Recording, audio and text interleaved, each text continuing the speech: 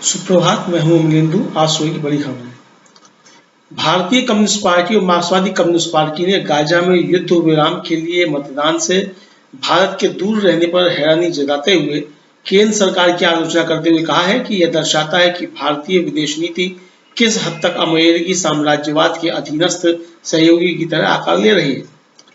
कांग्रेस अध्यक्ष मल्लिकार्जुन खड़गे ने प्रधानमंत्री नरेंद्र मोदी पर निशाना साधते हुए कहा है कि मोदी सरकार अपने पूंजीपतियों को मुफ्त की रेवड़ियां बांटकर भारत की अर्थव्यवस्था को डिफॉल्टर युग में ले जा रही है।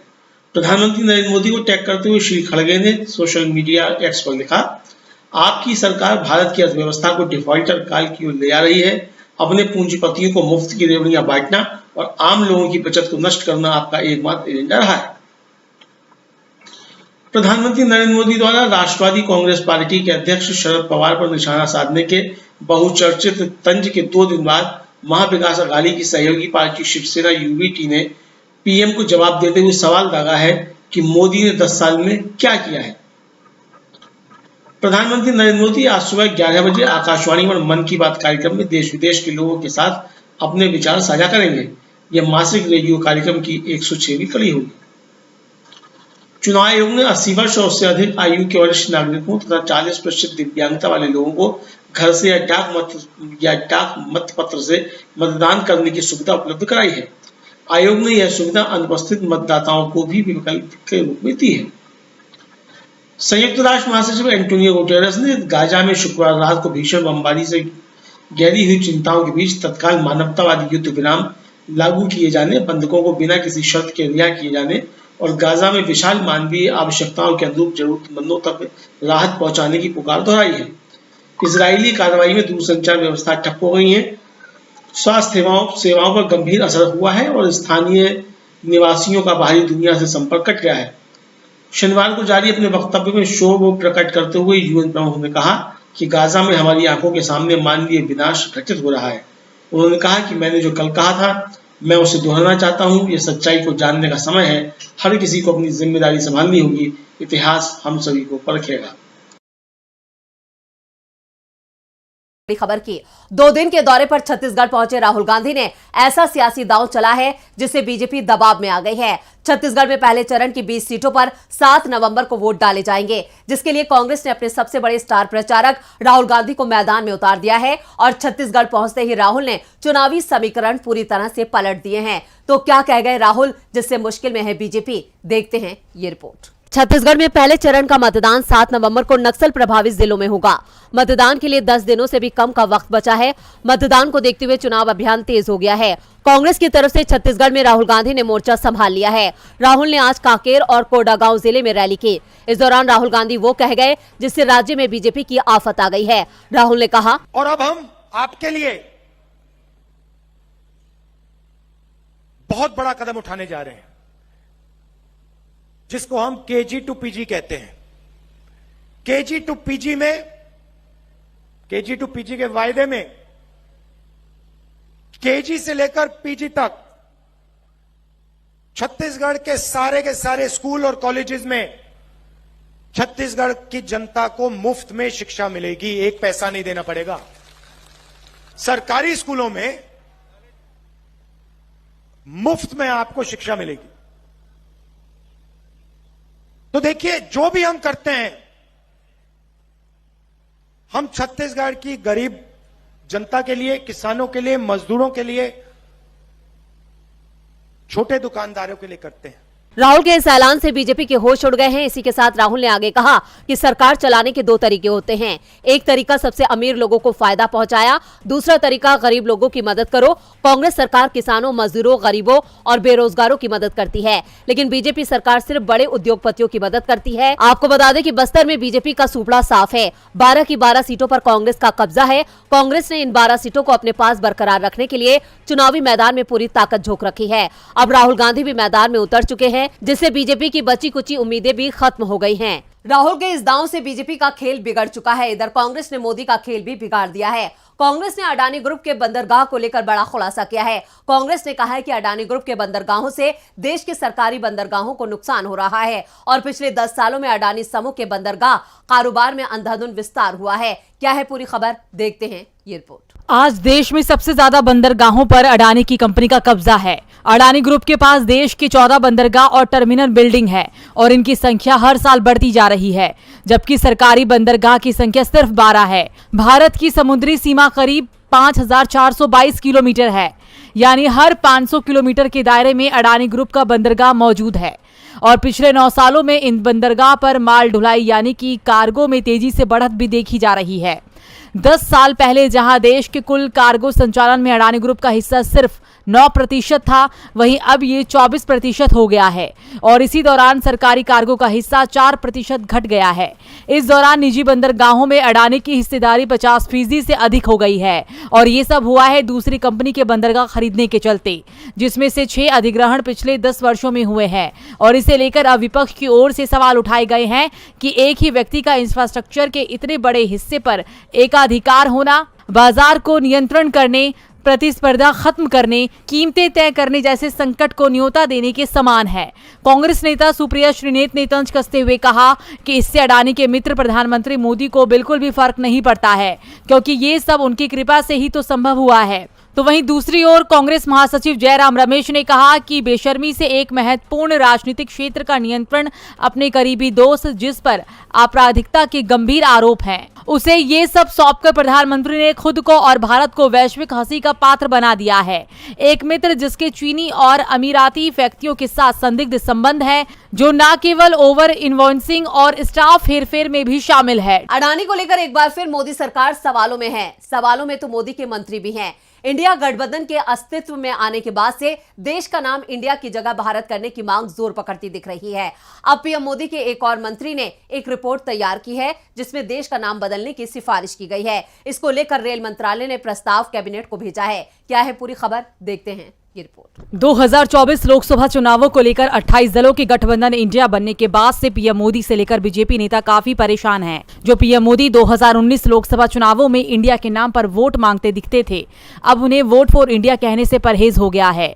इंडिया शब्द में अब उन्हें गुलामी की मानसिकता दिखती है। विपक्षी दलों की गठबंधन से मोदी सरकार इस कदर डरी हुई है कि अब देश का नाम बदलने पर जोर दिया जा रहा है। अब इसी को लेकर रेल मंत्रालय ने केंद्रीय कैबिनेट को नोटिस प्रस्ताव भेजा है। इसमें इंडिया को हटाकर देश का नाम भारत करने की बात कही गई है। मंत्रिमंडल को भेजा गया ये इस तरह का पहला प्रस्ताव है जिसमें ये मांग उठाई गई है।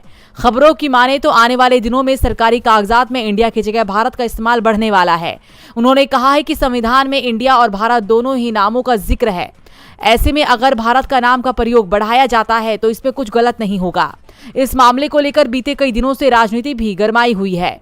इंडिया और भारत से जुड़े विवाद ने उस वक्त भी तूल पकड़ लिया था जब G20 डिनर के लिए भेजे गए न्योते पर प्रेसिडेंट ऑफ इंडिया की जगह प्रेसिडेंट ऑफ भारत लिखा था। ये निमंत्रण राष्ट्रपति द्रौपदी मुर्मू की तरफ से भेजा गया था।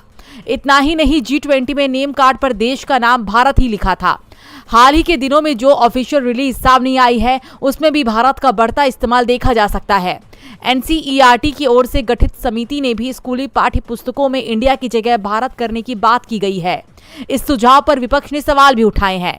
विपक्ष ने आरोप लगाया है कि बीजेपी इतिहास बदलना चाहती है और इसलिए ऐसे हताशा भरे कदम भी उठा रही है, क्योंकि उसे विपक्षी गठबंधन इंडिया से हार का डर सता रहा है। कांग्रेस के संगठन महासचिव KC वेणुगोपाल ने कहा कि इंडिया शब्द उतना ही गौरवशाली है जितना कि भारत, लेकिन मोदी सरकार एक पूरी पीढ़ी को उस शब्द से नफरत करने की शिक्षा देना चाहती है जिसके प्रति हम गर्व महसूस करते हैं। वेणुगोपाल ने आरोप लगाया कि नाम बदलना सिर्फ ध्रुवीकरण की कोशिश है। इंडिया से मोदी की बढ़ती नफरत कहीं उन पर भारी न पड़ जाए। इधर MP में नेताओं की बगावत बीजेपी पर भारी पड़ती दिख रही है। मध्य प्रदेश में अब नामांकन भरने का काम अंतिम दौर में चल रहा है। कांग्रेस सभी सीटों पर तो बीजेपी ने 228 सीटों पर उम्मीदवार घोषित कर दिए हैं। 2 सीटों पर उम्मीदवार अभी तक घोषित नहीं हुए हैं। बीजेपी की 5वीं सूची आने के बाद पार्टी में बगावत के सुर सुनाई देने लगे। वैसे बगावत तो पहली सूची आने के साथ ही शुरू हो गई थी, लेकिन अब इसका दायरा बड़ा हो गया है।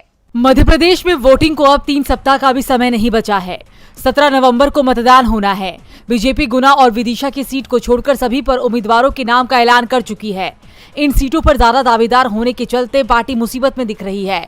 गुना सीट से तो बीजेपी के 8 दावेदारों ने नामांकन तक भर दिया है, तो विदिशा में भी हालात अच्छे नहीं है। बीजेपी की जब 5वीं सूची आई तो उसके बाद पार्टी के अंदर बगावत तेज हो गई थी। पहले करीब 30 सीटों पर बगावत की गूंज सुनाई दे रही थी और नामांकन का अंतिम दिन करीब आते आते इसकी संख्या 2 गुने से ज्यादा हो गई है। 70 से ज्यादा सीटों पर पार्टी उम्मीदवार के खिलाफ बीजेपी में बगावत हो गई है। हालात ये हैं कि हर तीसरी सीट पर बीजेपी का बागी मैदान में दिखाई दे रहा है। पार्टी नेताओं में टिकट कटने का गुस्सा दिखाई दे रहा है। बीजेपी ने 32 सीटों पर विधायकों के टिकट काटे हैं और इसमें से करीब 10 विधायक बगावत कर चुनाव लड़ते दिख रहे हैं। 15 सीटों पर पूर्व विधायक और पूर्व मंत्री चुनाव मैदान में दिखाई दे रहे हैं, जो पार्टी उम्मीदवारों की परेशानी बढ़ा रही है। बीजेपी के बागियों को सभी दलों ने टिकट दिया है। सपा, बसपा और आप तीनों में बीजेपी के बागी उम्मीदवार बनकर अपनी पार्टी को नुकसान पहुंचाते दिखाई दे रहे हैं। मुरैना, अटेर, भिंड, लाहार, जबलपुर, उत्तर महेश्वर, चाचौड़ा, श्योपुर पूर्व समेत कई सीटों पर विरोध दिखाई दे रहा है। मुरैना जिले में पूर्व मंत्री रुस्तम सिंह बीएसपी में चले गए। विजयपुर से सीताराम आदिवासी का टिकट काटा तो यहां पर 55,000 सहरिया आदिवासियों का वोट बीजेपी के हाथ से खिसकता दिख रहा है। बीजेपी में मचे इस घमासान ने मोदी और शाह की चिंता बढ़ा दी है। चिंता तो महुआ मोइत्रा ने भी बीजेपी की बढ़ा दी है। कैश फॉर क्वेरी मामले में संसद की एथिक्स कमेटी ने महुआ को समन भेजा। वहीं इस समन को लेकर भी महुआ ने बड़ी मांग रखी है। क्या है पूरा मामला, देखते हैं ये रिपोर्ट। कैश फॉर क्वेरी मामले को लेकर बीजेपी सांसद निशिकांत दुबे और टीएमसी सांसद महुआ मोइत्रा के बीच जंग थमती नहीं दिख रही है। दोनों एक दूसरे पर वार पलटवार कर रहे हैं। संसद की एथिक्स कमेटी इस मामले की जांच कर रही है और कमेटी की ओर से महुआ को 31 अक्टूबर को उनके सामने पेश होने का आदेश दिया गया था, लेकिन महुआ ने एथिक्स कमेटी को पत्र लिखा और कहा कि वो 31 अक्टूबर को पेश नहीं हो पाएंगे, उन्हें 5 नवंबर के बाद की तारीख दी जाए। अब कमेटी ने महुआ को राहत दी है, लेकिन उनकी बात को पूरी तरह से नहीं माना गया है। महुआ को अब एथिक्स कमेटी ने 31 अक्टूबर की जगह 2 नवंबर को पेश होने के लिए कहा है। वहीं महुआ ने एक इंटरव्यू में कैश फॉर क्वेरी मामले में अपने ऊपर लगे सभी आरोपों को खारिज कर दिया है। उन्होंने कहा है कि आरोप तो कोई भी लगा सकता है, लेकिन उसको साबित करने की जिम्मेदारी हमेशा शिकायतकर्ता की होती है। इसके साथ ही महुआ ने कबूल किया है कि उन्होंने दर्शन हीरानंदानी को अपना संसद लॉगिंग और पासवर्ड दिया था। मोइत्रा ने कहा कि ऐसा कोई नियम नहीं है कि किसके पास लॉगिंग हो सकता है, कौन कर सकता है और कौन नहीं। उन्होंने आगे कहा कि कोई भी सांसद खुद सवाल नहीं पूछता, लॉगिंग और पासवर्ड उनकी टीम के पास रहते हैं। उन्होंने कहा कि लेकिन एक ओटीपी आता है जो सिर्फ मेरे फोन पर आता है, ये दर्शन के फोन पर नहीं जाता। महुआ मोइत्रा ने कहा, बीजेपी ने धमकाने के लिए गलत व्यक्ति को चुना है। उन्होंने सच में ऐसा किया है। मैंने यहाँ बैठने के लिए अपने जीवन में सब कुछ छोड़ दिया है। कुछ छोटे झारखंडी पिटबुल सब कुछ खत्म नहीं कर सकते हैं। मैं सच के लिए लड़ना जारी रखूंगी और आप देखेंगे कि 2024 में क्या होता है। महुआ हार मानने को तैयार नहीं है। इधर फिलिस्तीन और इजराइल भी हार मानने को तैयार नहीं है। गजा में युद्ध विराम के प्रस्ताव को संयुक्त राष्ट्र से मंजूरी मिल गई है। इसके पक्ष में 120 वोट पड़े, जबकि केवल 14 देशों ने ही इस प्रस्ताव का विरोध किया। वहीं 45 देशों ने इस प्रस्ताव पर अपना मत नहीं दिया। भारत ने इससे दूरी बना ली, जिसके बाद विपक्ष ने सरकार के खिलाफ मोर्चा खोल दिया है। इजराइल और फिलिस्तीन के बीच चल रही लड़ाई को रोकने की कोशिशें तेज हो गई हैं। इस बीच यूएन में इसे लेकर प्रस्ताव पेश किया गया, जिसमें संघर्ष पर तत्काल रोक लगाने की मांग की गई थी। इस प्रस्ताव के पक्ष में 120 देशों ने वोट किया, जबकि 14 देशों ने इसके खिलाफ वोटिंग की। वहीं भारत, ब्रिटेन समेत 45 देशों ने मतदान में हिस्सा नहीं लिया। आपको बता दें कि ये प्रस्ताव जॉर्डन की तरफ से पेश किया गया था। बड़ी बात यह है कि अमेरिका समेत 14 देशों ने प्रस्ताव के खिलाफ वोट किया। दरअसल इस प्रस्ताव में गजा में जंग को रोकने, मानवीय सहायता पहुंचाने और नागरिकों की सुरक्षा को बरकरार रखने का आह्वान किया गया। भारत ने संयुक्त राष्ट्र में लड़ाई पर चिंता जताई। भारत ने दोनों पक्षों से तनाव कम करने और हिंसा से दूर रहने का आग्रह किया, लेकिन फिर भी मतदान में हिस्सा न लेकर एक तरह से इजराइल का समर्थन ही कर दिया, जिसके बाद विपक्ष सरकार पर हमलावर हो गया है। इजराइल हमास संघर्ष पर एनसीपी प्रमुख शरद पवार का कहना है कि फिलिस्तीन मुद्दे पर भारत सरकार के बीच भ्रम की स्थिति है। भारत की नीति फिलिस्तीन का समर्थन करने की थी, इजराइल का नहीं। उन्होंने कहा कि फिलिस्तीन में हजारों लोगों की जान जा रही है और भारत ने कभी भी इसका समर्थन नहीं किया, इसलिए वर्तमान सरकार में भ्रम की स्थिति है। तो वहीं कांग्रेस महासचिव प्रियंका गांधी ने सोशल मीडिया एक्स पर लिखा, महात्मा गांधी ने लिखा है, आंख के बदले आंख पूरी दुनिया को अंधा बना देती है। मैं स्तंभ और शर्मिंदा हूँ कि हमारे देश ने गजा में युद्ध विराम के लिए मतदान करने से परहेज किया है। देश की स्थापना अहिंसा और सत्य के सिद्धांतों पर हुई थी, जिन सिद्धांतों के लिए हमारे स्वतंत्रता सेनानियों ने अपने जीवन का बलिदान दिया। ये सिद्धांत संविधान का आधार है, जो हमारी राष्ट्रीयता को परिभाषित करते हैं। तो वहीं आरजेडी प्रमुख लालू प्रसाद यादव ने एक्स पर लिखा, ये पहली बार है जब भारत ने मानवता, युद्ध विराम और विश्व शांति के विषय पर सबसे आगे रहने के बजाय ढुलमुल रवैया अपनाया। केंद्र सरकार भारत की विदेश नीति के साथ खिलवाड़ बंद करे। मानवाधिकारों के प्रति संवेदनशील नीति हमारी विदेश नीति का ध्वज होना चाहिए।